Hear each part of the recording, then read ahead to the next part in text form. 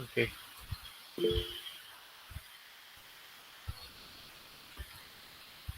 So we will start with speech processing now.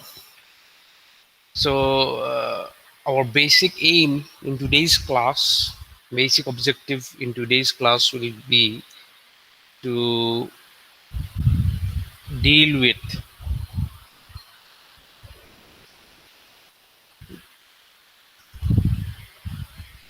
phonetics, production and classification of speech sounds. Production, not so much.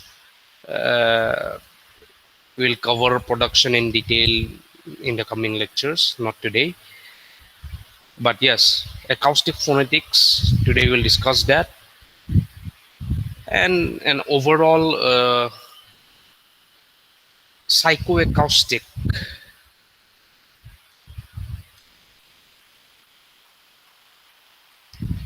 speech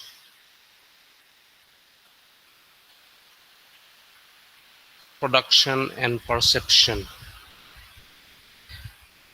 This is what we'll start with, and then we'll go to phonetics, that is the study of speech sounds. So when we acoustic, obviously you will understand it's acoustic means sounds, something related to sounds. But psycho, when you introduce the time psycho, it means the brain is also involved.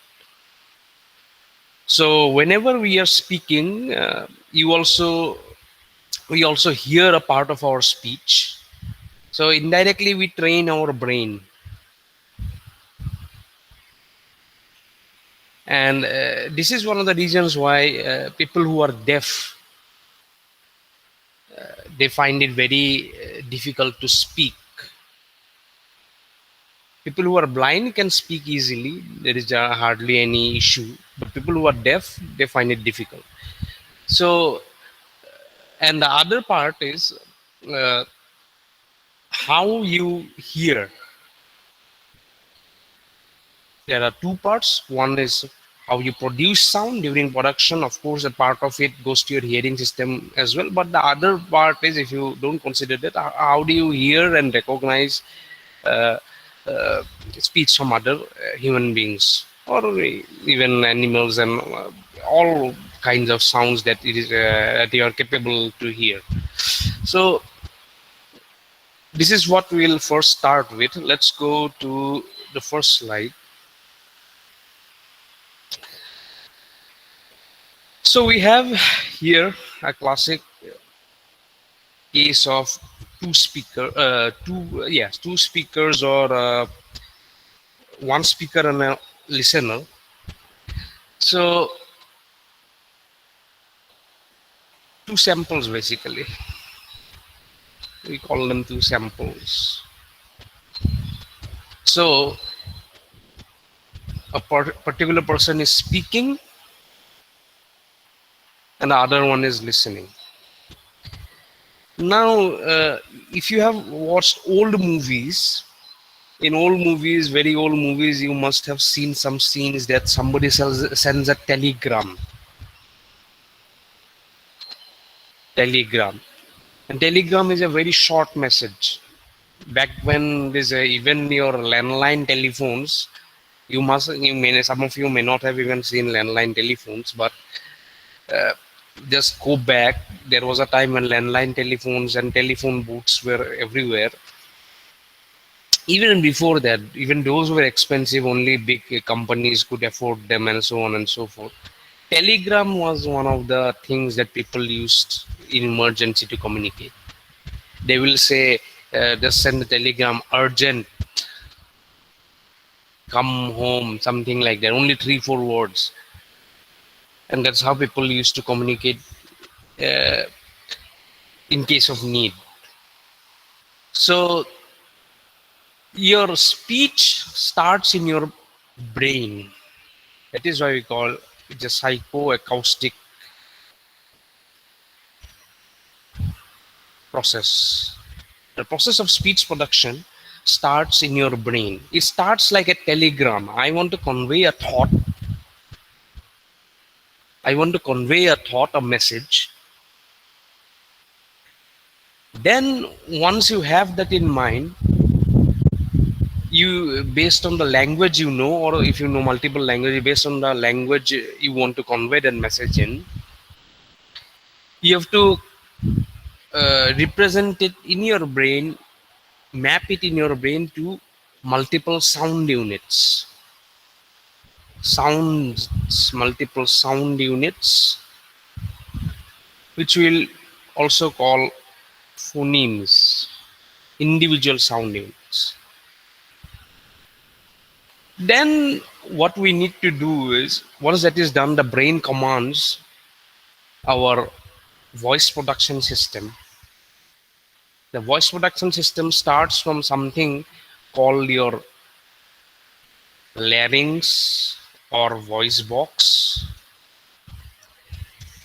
all the way up to your lips. And this also includes in this, whatever is in between, it also includes your what is called nasal cavity. So we also produce sounds with our nose. So this is a complicated system, but starting from the voice box or larynx, also sometimes called glottis, to our lips, that is the voice production system. There are lots of muscles, and this whole track, this whole tube, uneven tube, it has to be manipulated by muscular contraction in a way to produce a particular sound. So the brain gives the commands so that our muscles and tissues and whatever is required, tongues, lips, are all, teeth, all are in the right positions, in the right place, so that we can produce the sound. So those commands are sent, and then finally you have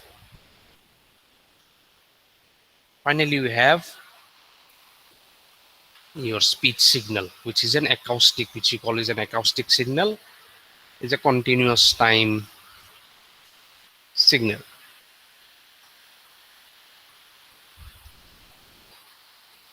Now, the opposite takes place for the listener.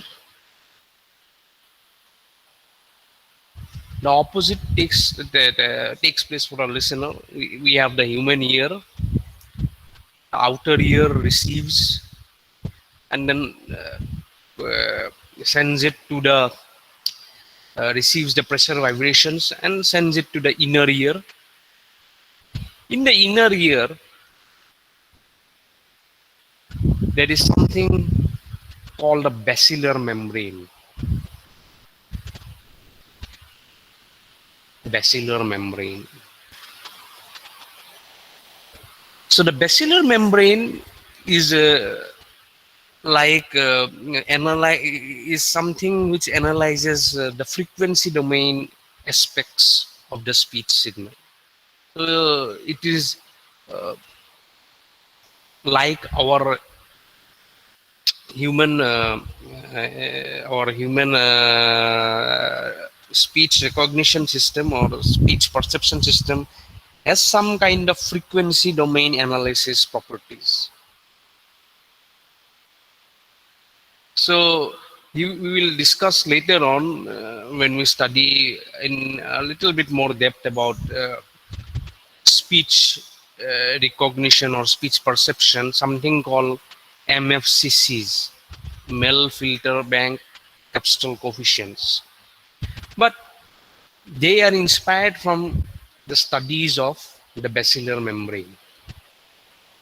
So the basilar membrane is like a filter bank. We talked about filters. I hope you know what filters and all that. So the basilar membrane is like a overlapping series of filters. This is frequency. This is like an overlapping series of filters. It works like that. So it on the acoustic signal that we have, that is a lot of information. So it reduces that information, processes that through a filter bank into some uh, more important features. So the basilar membrane, by using its filter bank, it extracts some important information from a region of frequency, and then it passes on to something called a neural transduction, which is, these things are not very clearly understood because this is about our brain. So generally, all these studies are done in some animals such as ferrets. Ferrets is a class of mongoose. So, uh, so it passes on to a neural transaction system which extracts some features from it, some important parameters from it. So instead of the whole speech signal from that, it takes out just some important bits of information. From that information, it is able to convert it into some language, code for the language. It further means refines that information. So indirectly, it is mapping, some code is there for the language, for the information that it is mapping. And then finally, that is further, the meaning is derived from those, that language code. So now, how is it able to do so? This is because of feedback. See, when we are speaking from childhood, we are, when we prepare a language code for a particular language and we speak, our neuromuscular commands happen. At the same time, we listen when we talk. So we have a mapping of some language code with whatever we produce as acoustic signal. That is why on some other speaker, everybody is doing that, apart from, let's say, deaf people. So everybody is doing that. So when you hear a speech or acoustic waveform from another person, so you have that language code mapped. Of course, there is some different. Every person's speech is different. What it's called? Yeah, there is some signature of every person's identity, but that's a different thing. But independent of that, because we are training ourselves constantly, as it happens in machine learning, this also we can say is an inspiration for machine learning. So we are able to, when we hear something, the basilar membrane process it is through a filter bank, a large number of filters in the frequency domain at different frequency ranges. Then some neural transaction happens. Some important parameters are obtained after passing. Some important features are obtained from each range of frequencies of the filter bank, and then it maps that features to a language code.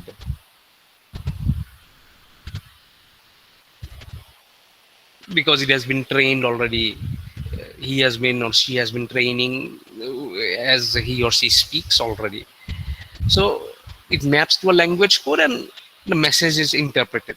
So this is the way the psychoacoustic speech generation and recognition happens in humans, and also most probably in animals. But this is the basic, very high level or very simple overview of how this processes takes place. Now going back to a little bit more depth, more easier to visualize format for signal processing engineers. So what we had was, we had this message formulation, something you want to convey. I gave an example of a telegram. How are you want to speak? And you want to ask some person how he is or how she is, whether she's fine, whether he's or her health okay or not. There's a message, there's a thought that is produced. Now that thought is a very simple thing. It's a very simple thing. If you just think in terms of a few words, It is some few words. If you think in terms of a text, a few words, written text, a few words. So what is the information content of those few words? Very low. So if you think in terms of beats per second, so let me recapitulate. I hope you may be knowing Shannon's information capacity theorem, or the concepts of entropy and information. So, what is the concept of information and entropy? So, suppose you have there is an event taking place, some event, and there are some. These are the possible outcomes, or these are the possible values that can result from that event, and all of them have some probability. So, the entropy or information content will be some. I think. Sorry.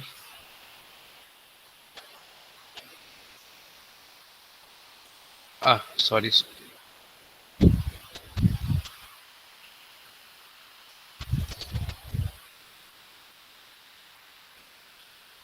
Log of one value. I think that was good. If I remember correctly, this should be the yes, or otherwise it will be minus pi log of pi. So if you have only two outcomes possible of equal probability, so you will see it will be having a very high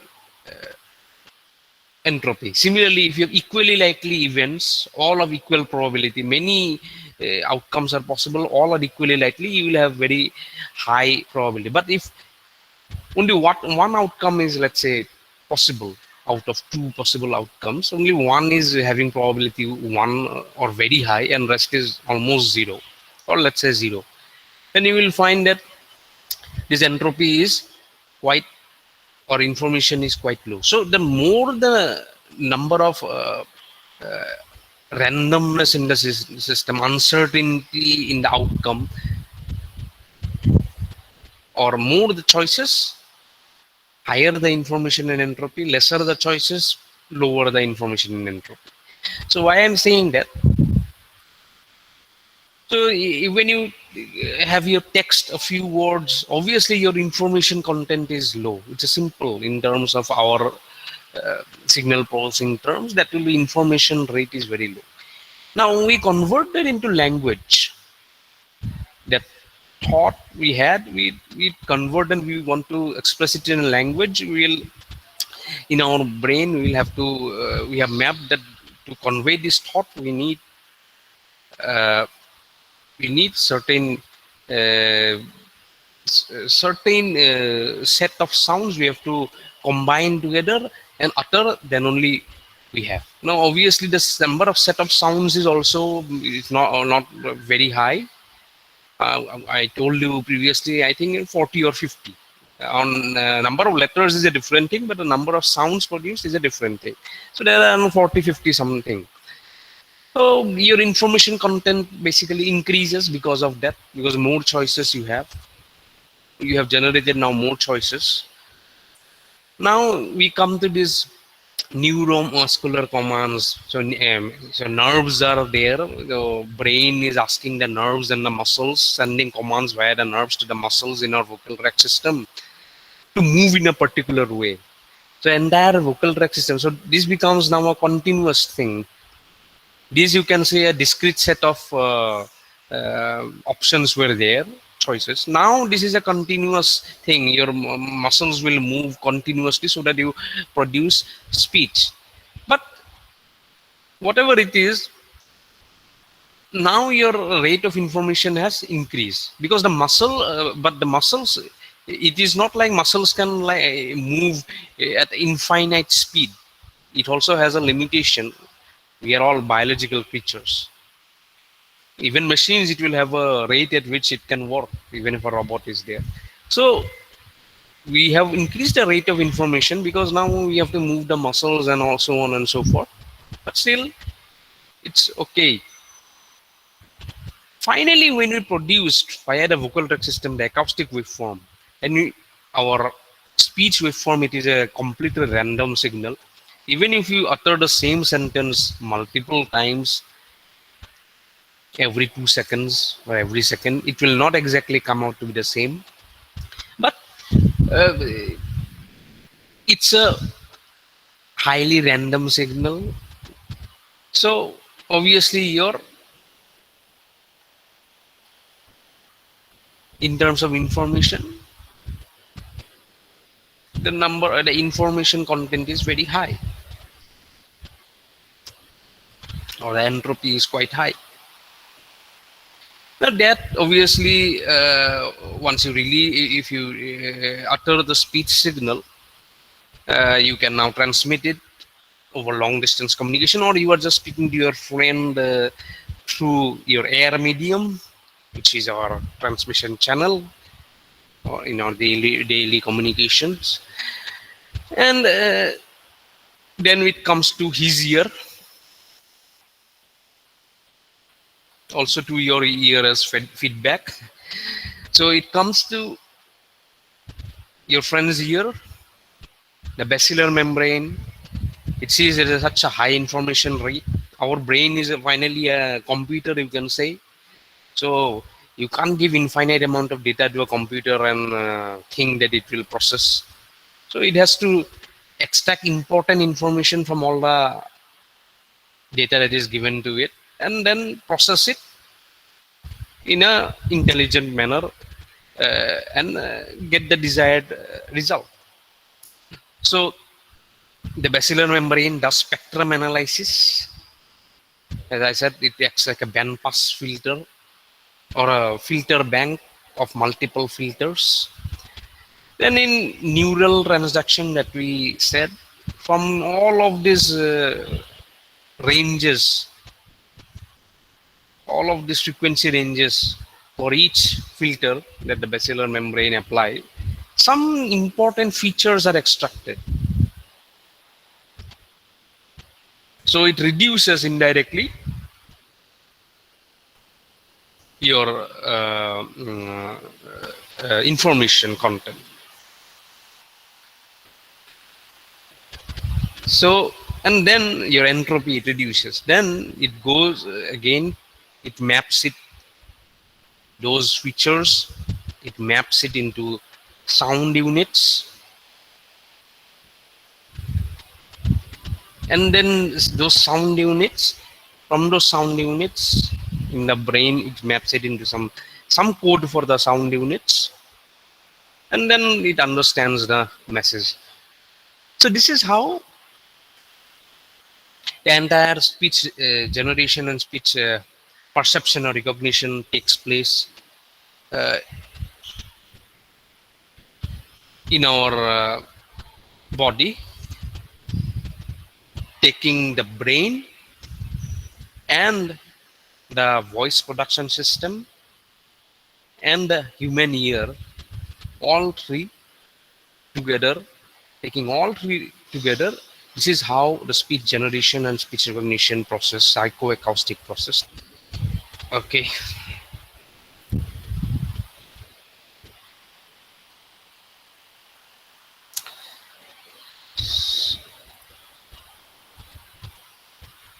So what I want you to do now,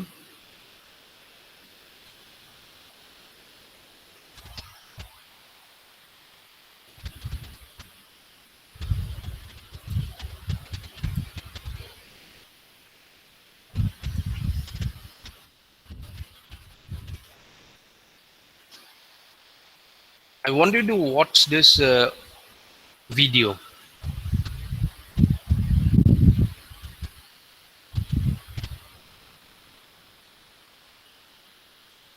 I want you to watch this video. I will also watch on my screen, and you will So, if you finished watching the video, please type Y.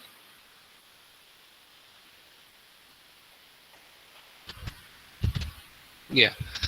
So, what you saw was speech being at the end of the video.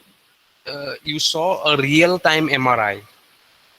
So, in real-time MRI, you could see how the different components of the voice production system are moving. What is happening basically? So, from the glottis or the vocal folds or the larynx or the voice box to our lips, there are multiple organs which we call articulators, which change their shape, their position, all that, and to produce different sounds. So the last part, that real-time MRI, it shows how we speak, how those articulators change and move to produce sounds. So I will show you another video now. Uh, I want you to see this video. It will help you understand what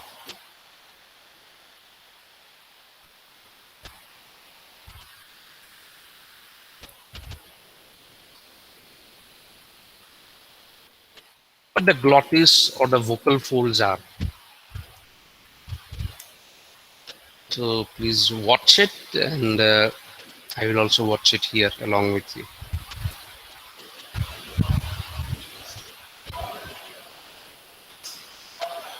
So if you finished watching, just type Y.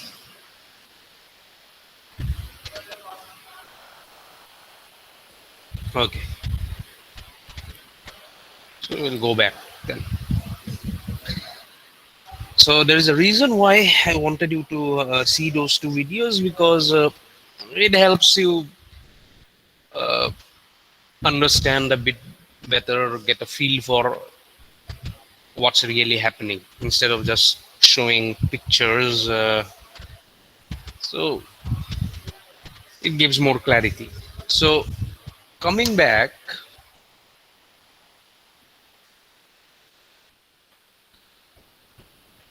so you saw that those vocal folds or vocal cords, they were vibrating at certain frequency. So that frequency is also called pitch. That frequency is also called, sometimes you must have heard that word, pitch. In signal processing, we call it fundamental frequency.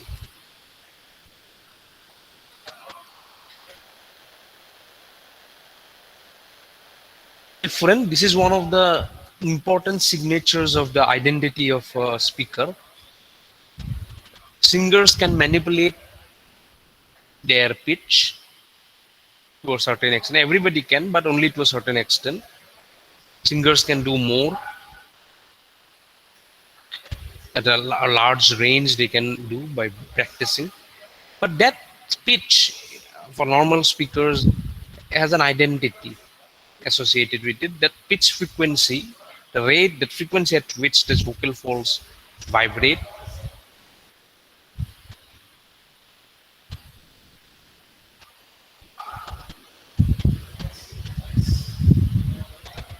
there is an important signature, and that happens only when you utter something called voice sounds. Now what are voice sounds and what are the various classifications of sounds? We will go through that in this lecture. This lecture is will be predominantly on phonetics or sound.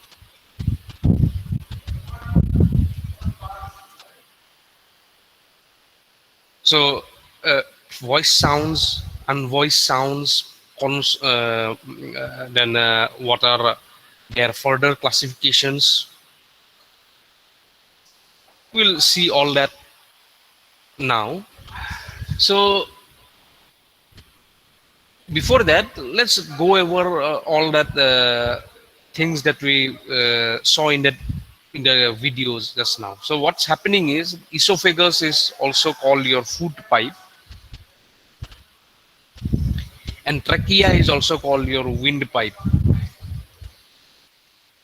So there is this thing this called epiglottis. This is the one that is preventing your food from going into your windpipe and you not dying. Some people have died. I know. I hope you know people have died because of food going into their trachea. So anyhow, uh, this is your larynx, also called the voice box, Adam's apple. This is the region, and here inside the larynx, you'll find your vocal folds or vocal cords. Now, these are the important articulators. Articulators change the way the air from the lungs travels through this voice production system out through your lips to produce different sounds with different characteristics. So your air comes out like this. There is a very important organ here, this one. This is called the vellum. So the vellum is like a valve, it's like a door. If it closes, then air cannot come out to the nose. Air cannot come out through the nose cavity. But if it is open, then there are certain sounds, for example, this ma, na, and all, which have certain characteristics, certain different characteristics, different sounds can be produced if the vellum is open and the door is open, and your air not only goes through your mouth but also through your nose. So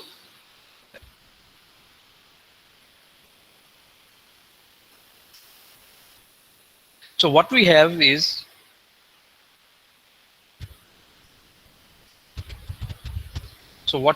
your lungs, from which air comes out. The larynx is where the vocal cords are housed. If the vocal folds vibrate, which happens for certain sounds,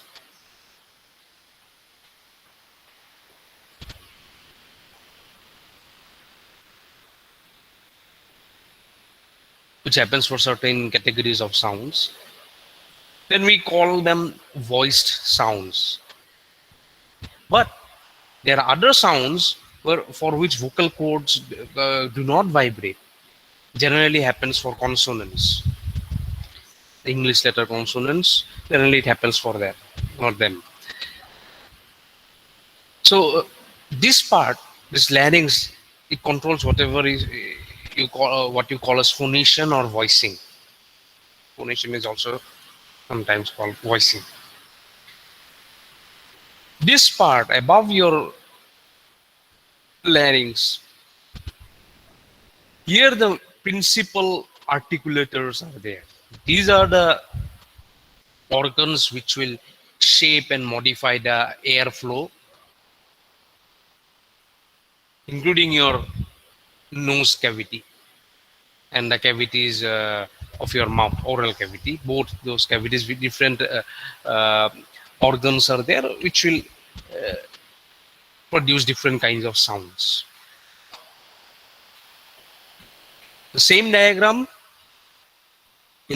for a engineering perspective, this is what happens. Air is pushed out through the trachea or windpipe. The vocal cords will vibrate or not vibrate. It depends on the sound. It goes to this pharyngeal cavity. There is a pharynx, a place just above. You see, just above your just above your larynx. Uh, there is a place, there is a location which we call a pharynx. It also has just on top of it the epiglottis and so on. So through that cavity, once it passes through that cavity above the larynx, then it has the access to the oral cavity and the nasal cavity. And this vellum, sorry, this door, it controls how much air passes through each of them and then what the final uh, sound is produced. So we saw in the video that there was it's basically a camera photoelectrograph, I think it is called, that is pushed down your mouth to see in real time what's happening. But you can also do so with something called an electrophotograph, EGG. EGG or electrophotograph.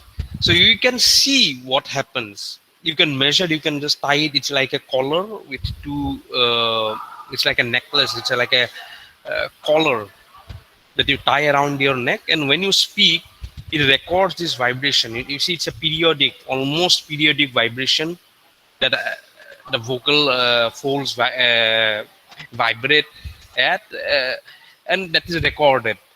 And that is a very good way, a very reliable way to find out the pitch of the uh, person, pitch or fundamental frequency. However, this is only for research purposes. One of the important tasks in speech processing is, given your actual speech signal, how to determine your pitch. There are many algorithms, signal processing algorithms are there. People have been working on this for a long time. So that is one of the tasks in speech processing, how to figure out the pitch from the speech signal, the fundamental frequency or pitch frequency from the speech signal itself. And this gives you a good, true reference. So if you have a technique through which you found your pitch, you can compare with, if you have an EGG, you can compare it with the EGG to find out, okay, how correct your technique or signal processing algorithm is. So what happens during voicing? What happens when you speak, when your vocal cords vibrate? It's like a puff of air coming out.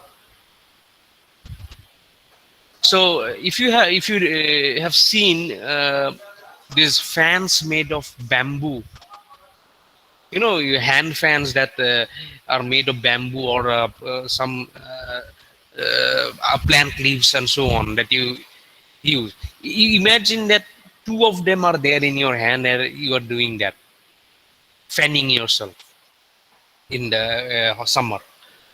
So it's like that.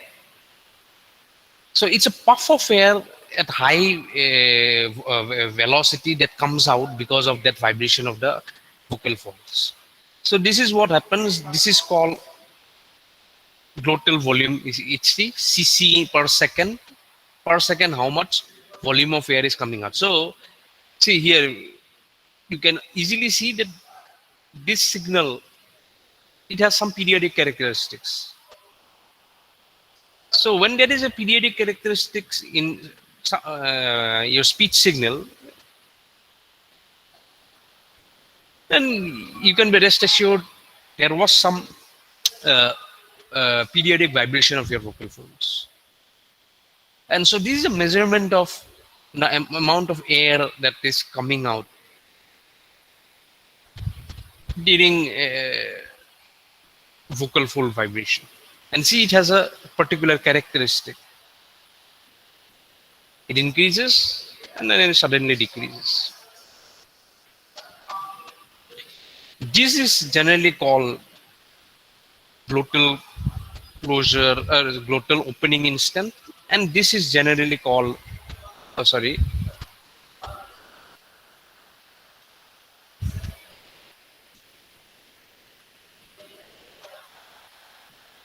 glottal closing instant, GCI and GUI.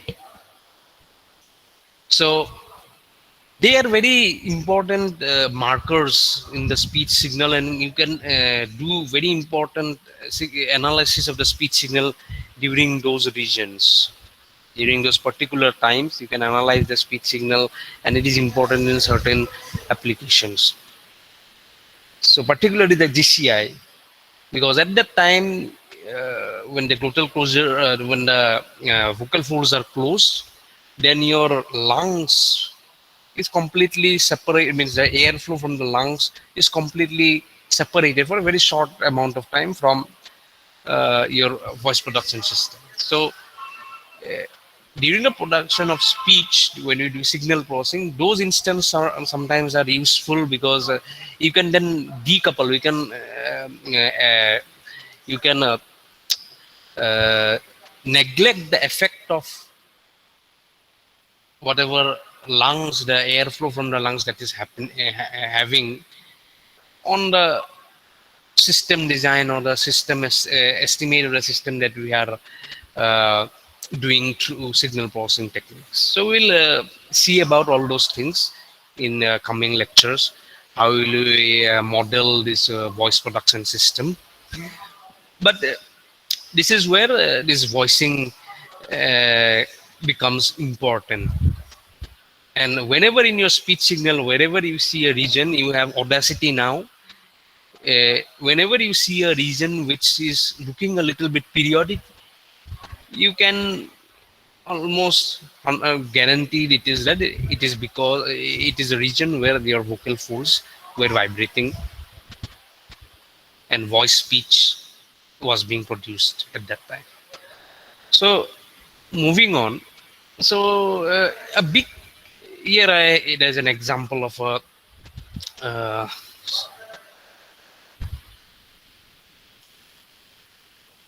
speech utterance. It's time. The basic purpose of showing this is a, I think, 0.5 second or 500 millisecond signal. So it has been broken up into 500 millisecond parts. Why? Because to show that the speech waveform characteristics change so rapidly with time. It is not stationary.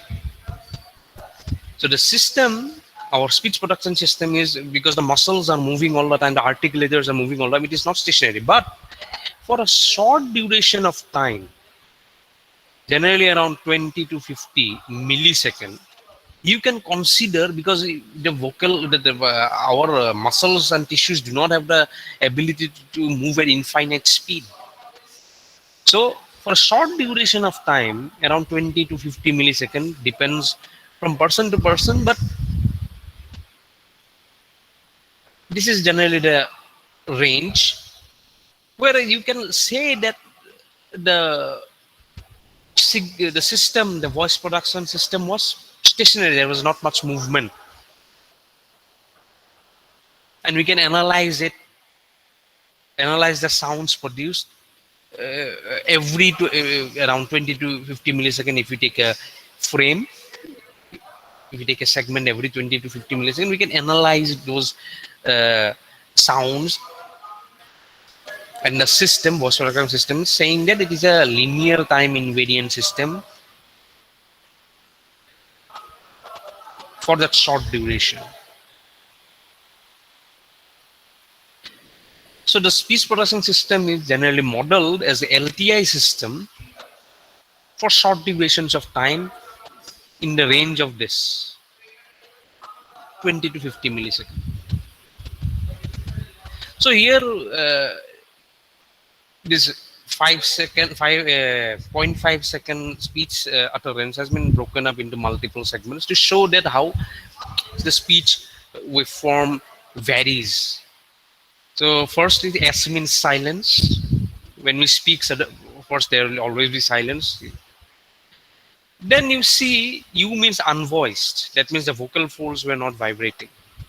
For a short duration, there is unvoiced. Before you have some voice speech, you can see some periodic structure here. Then the voice activity dies down. Again, there is unvoiced, some silence, because see, each time after you say each, there is a small silence. Then you say time. Then unvoiced starts. Then some voice speech and goes on. Then uh, I think this is around 1 second, but only zero point 0.5 seconds we have has been illustrated in this figure.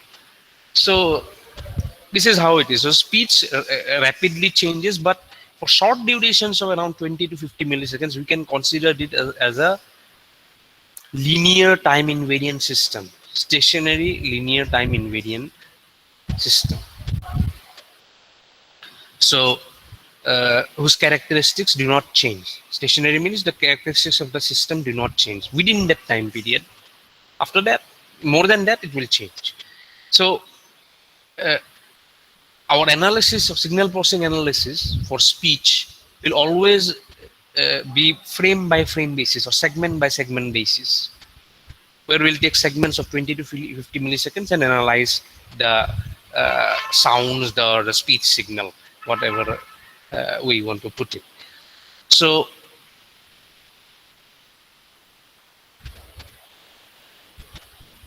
there are multiple ways of classifying speech. We have just seen just now that if the vocal folds are vibrating, we'll say the speech is voiced. That is our signal processing, basically, way of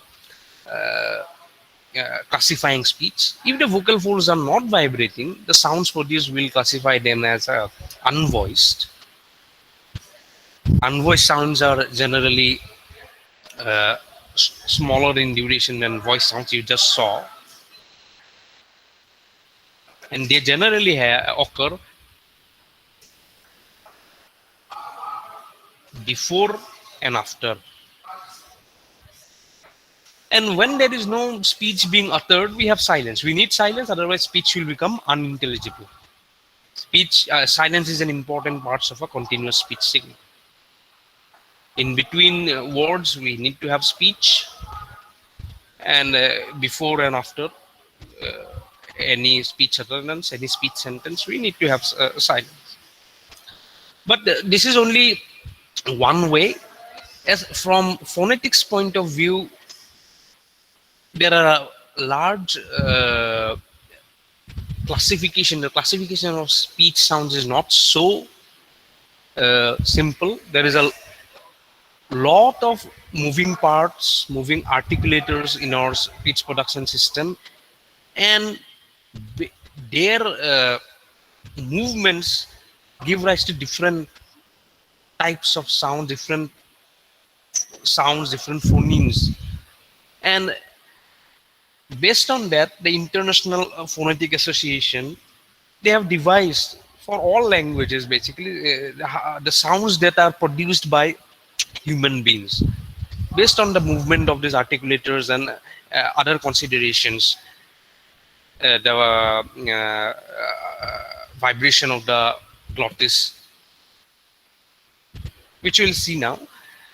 So we'll go through that articulatory phonetics, but from signal processing, simple signal processing perspective, voiced, unvoiced, and silence is the criteria we follow generally, and then we further analyze them later down the road.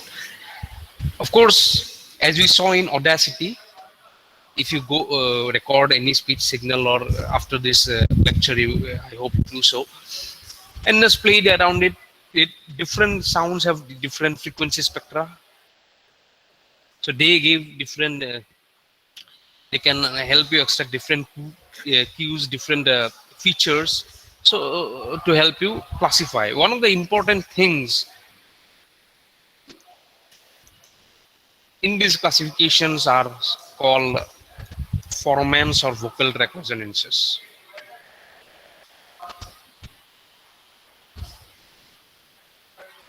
Or formants. So that is the reason why I asked you to revise signal processing, what is resonator and all that. So the speech production system we'll see in next classes, next few classes. It can be modeled as a combination of a cascade of multiple resonators, and each of the resonators will have a resonant frequency, and these resonant frequencies are different for different sounds. So when you go in the frequency domain, you can visualize these different formants or vocal tract resonances, and they help you in classifying sounds as well. So lastly, in order to go for a signal processing approach, we'll do some modeling. We'll model the speech system, as I said, as a we'll model it in terms of a cascade of resonators, which we call formants, and we will analyze and we'll find out the model parameters for that, but for those, for any particular sound that we want try to model. Now, the other thing I forgot to tell almost, we'll look to spectrogram or short time Fourier transform. So since, as I said, speech is varying with time, particularly we can say it is having some stationary characteristics for 20 to 50 millisecond only. We cannot do Fourier analysis on the whole speech signal. We'll have to do it segment by segment. That is what short time Fourier transform is. And from the short time Fourier transform, we can get a very useful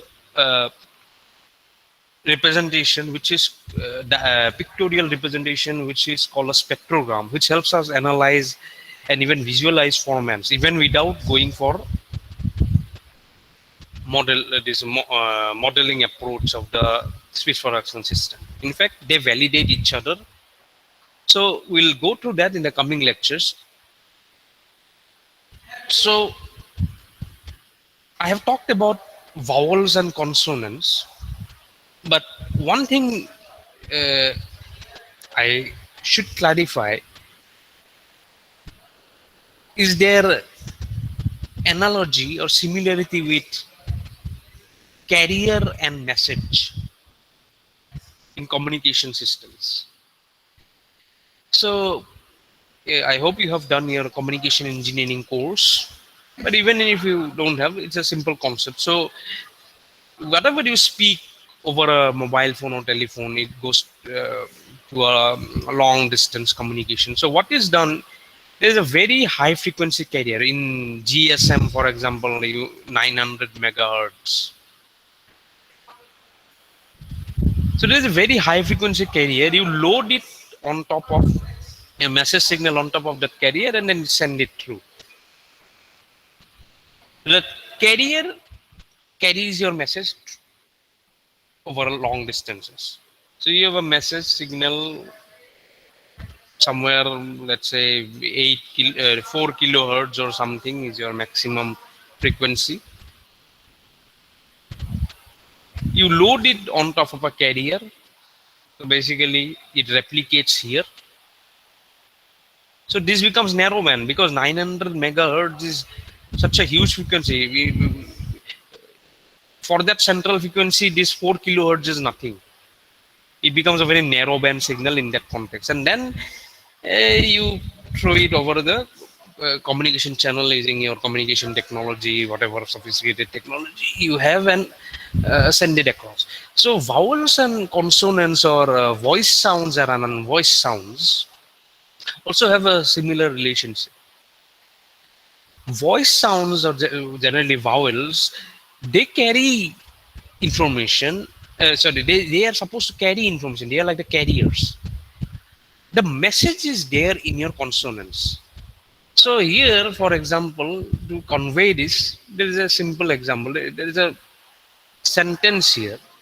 From here, the vowels have been removed. For example, day is removed. But because the vowels have been removed, you can still make out the message. You can replace them. There is this another sentence where the vowels have been kept, but the consonants have been removed. Now you cannot make out the message. There's a very trivial, very simple example, almost too simple. You have to take into consideration that there are so many consonants and only five vowels. So obviously, it's difficult to fill up so many gaps. But it's a very simplistic example to let you appreciate the carrier and message kind of concept that is there in voice sounds and unvoiced sounds. So going ahead, yes. So what I want you to do is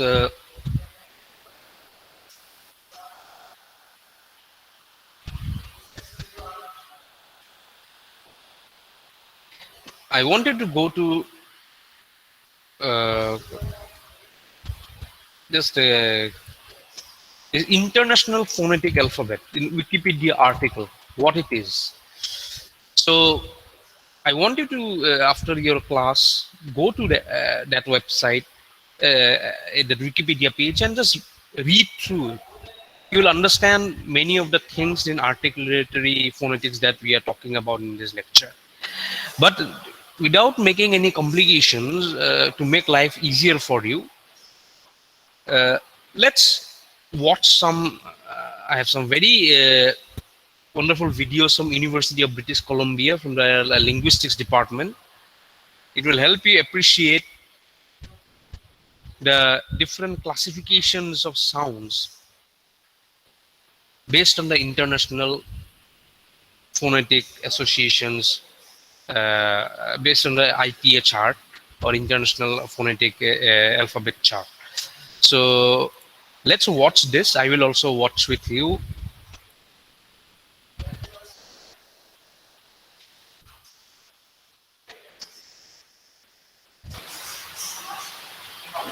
So I hope you watched it.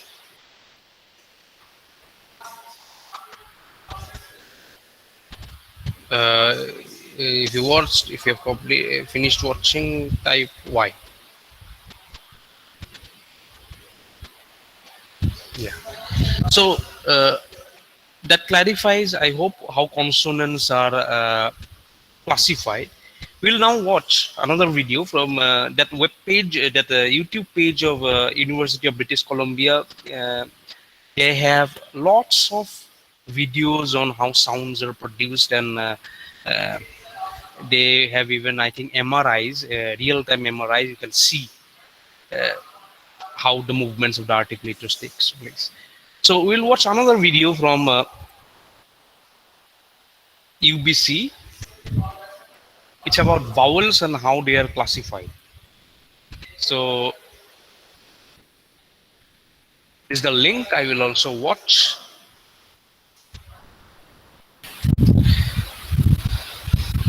So I hope you saw. Yes.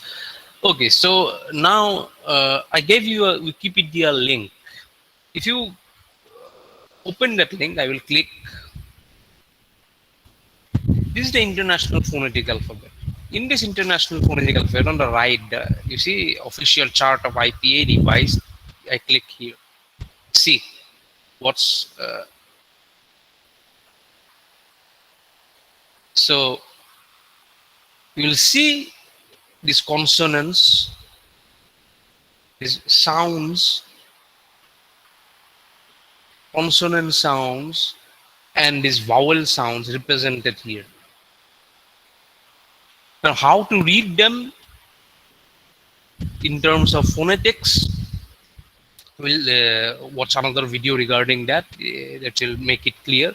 But why I wanted to show you that, because all of these sounds, even though in signal processing we very broadly classify as voice sounds when the glottis is vibrating, and voice sounds when glottis is not vibrating, and we have silence. But all of these individual sounds, if you analyze, they are having different properties, and you can see those differences, particularly in the frequency domain. When I said when you analyze in a spectrogram, which we'll cover in coming classes, in terms of various vocal tract resonances or formants. So that is why uh, this is where phonetics and signal processing comes into in a symbiotic relationship, so to say. Rely on each other for speech processing tasks. So let's now watch the remaining video, in which we will see how to navigate the uh, international phonetic alphabet. So,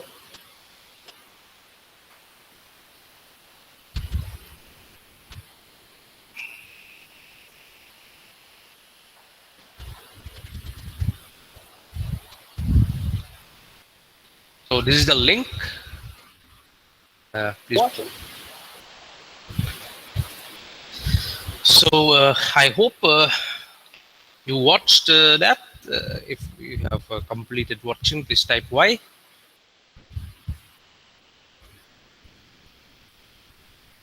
Yeah.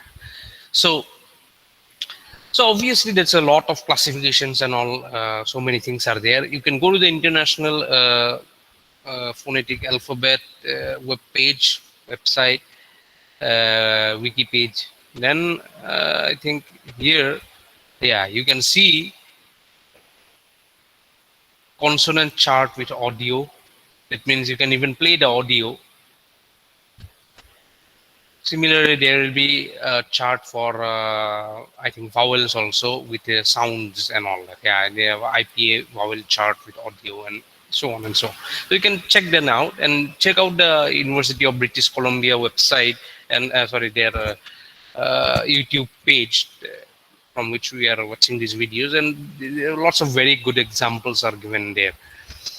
So on top of that, just to uh, clarify or get more intuition, you can watch this two video, this a couple of videos we have in your leisure. In your leisure,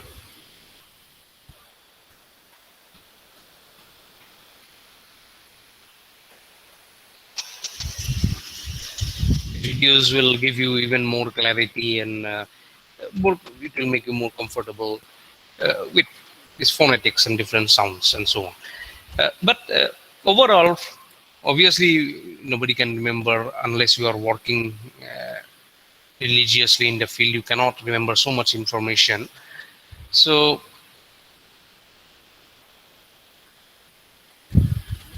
what we will look for is, broadly, we should know that there are vowels, phonemes, phonemes or sounds are classified as vowels and consonants, and these primary categories we should be able to